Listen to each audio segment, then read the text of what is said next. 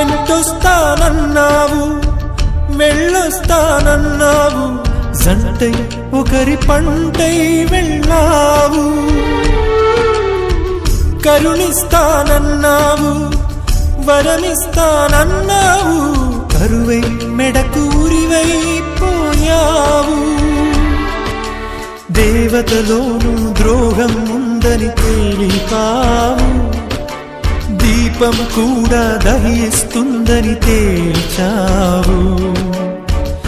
ఎవరిని నమ్మాలి నన్ను తప్ప, ఎవరిని నిందించాలి నిన్ను తప్ప. నువ్వంటే ప్రాణమని, నీతోనే లోకమని, నీ తోడే లేకుంటే బ్రతికేది ఎందుకని ఎవరికి చెప్పుకోను.